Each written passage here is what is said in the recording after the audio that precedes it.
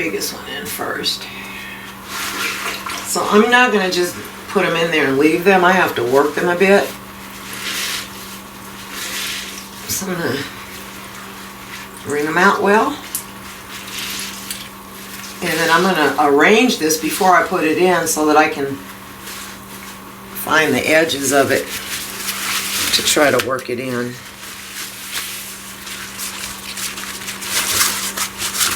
Yeah, this is a big one.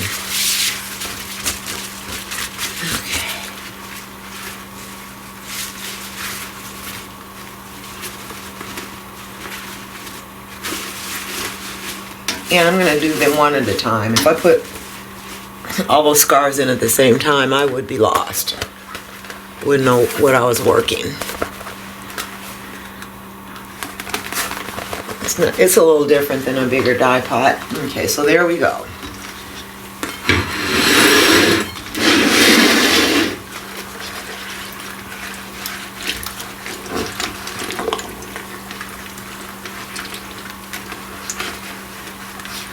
And so basically I want to find where the edge of this is, the narrow edge, so that I can go from end to end and try to work this indigo in here. One of the things about dyeing cloth, if you have your edges all wrinkled together, they'll form actually another resist and you'll have lighter colors there. So you have to open up the wrinkles and let the dye liquid penetrate evenly and thoroughly. So you will see this beginning to transform from this green color, and you'll watch it. Just make note of this color because it's not going to stay this way. But I'm doing a bit of rubbing and opening and swishing it around, moving it around, unpacking it, because as I said, these wrinkles will cause resist lines, which will appear as lighter areas. And the worst part is these edges. I find where the hem is, this is a machine hemmed scarf. It wouldn't matter if it was hand or machine hemmed. So what happens is when all this is all rolled up really tight and you never release it, when you open your finished thing, you're gonna see this is gonna be lighter here on the edge. So pay attention to your edges. I just like to go along the whole length of it from both sides to make sure that I've not got those wrinkle resists setting in.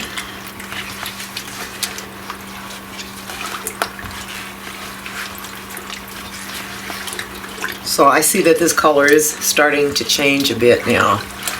It's going a little more toward the blue. So again, I'm making sure that I keep untwisting it.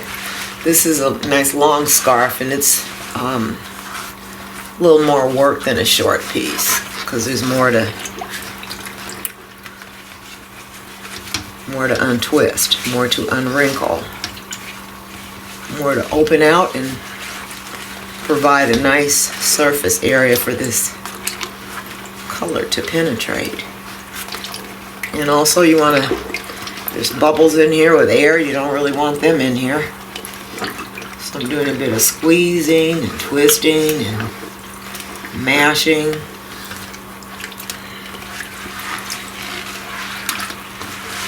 So I'm going to take a look.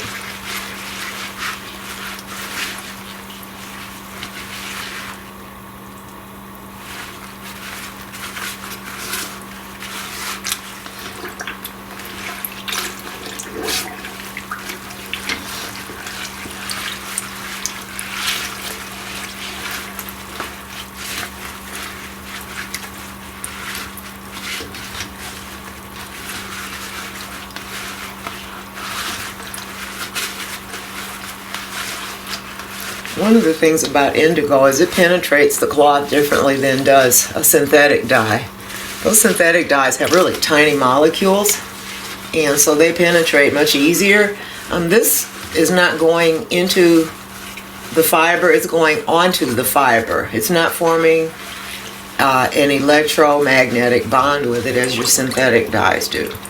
It's going to lie on the surface. And Once it's on the surface and oxidizes, turns back to its blue color, then it's trapped on there. It's a permanent color.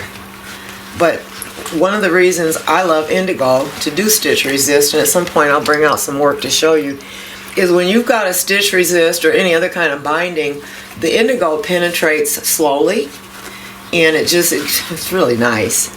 I've done the same procedures with synthetic dyes, same amount of tension, same materials, and the dye just floods sometimes past my resists and does not give me the crispness that I get with the indigo. And with the indigo, as I said, it's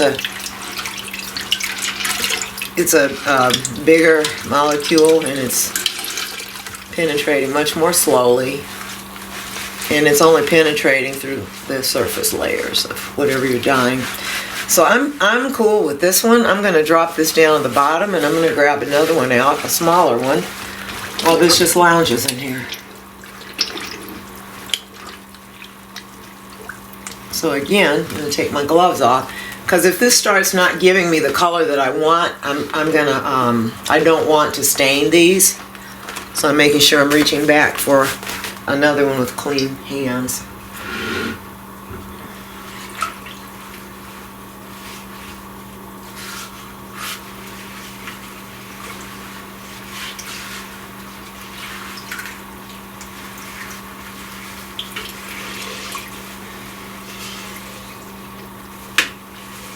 And when you do this, make sure you pre-soak your fibers. You don't want to put dry stuff in here.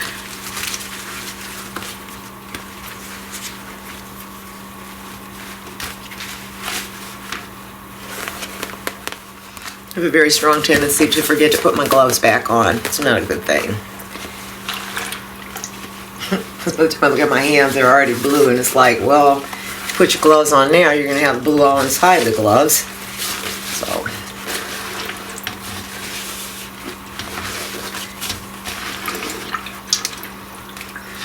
want you to see the difference. So I'm going to do the same thing here. I'm going to work on it a little bit.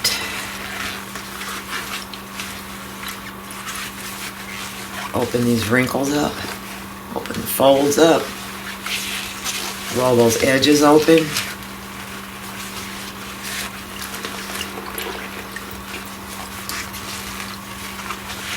So we'll see. My aim is to do everything that's in this picture. And let's see how much color's in here. This, I think, this was 434 grams of leaf. I wrote it down so I can tell you for sure. But I think it was, and I'm not counting stems, just the fresh leaf itself. And full disclosure, by the time I finished separating the leaves from the stems, I was tired. I put that stuff up and went to bed. Now, I didn't just throw it anywhere. I have an old house, and there was built into the side of it an old milk box, which I had the doors that lead to the outside removed, but the inside doors are still here. So that's a pretty cold place. And I just put those leaves back into a plastic bag, and I threw them in that little cold spot. And they stayed there 2 days, as a matter of fact. I was busy yesterday, and I could have done this, but I wanted to tape this for you because the growing season here in Minnesota is just about over with. I'm pushing my luck. The plants that I'm harvesting are planted at the Textile Center of Minnesota, and I've got a lot of plants there that are still in the ground because I'm trying to collect seed, and the seeds are not all mature yet. Matter of fact, most of them are not mature. So according to the weatherman, it's going to go back into the 60s next week. I'm holding out hope that it does not freeze overnight.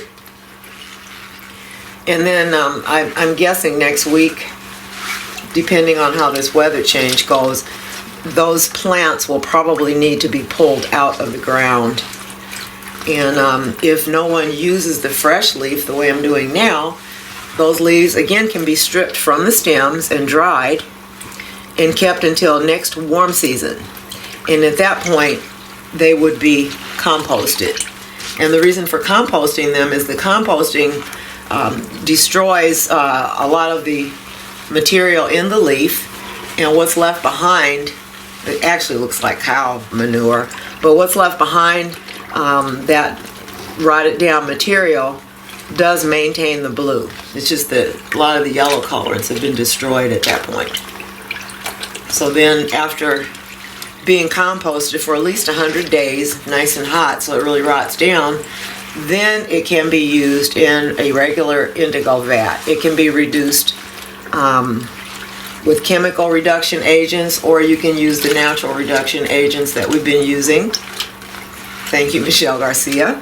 So we can use our henna or our fructose, or some old fruit that you process. Anything that you can get the fructose out of, you can use.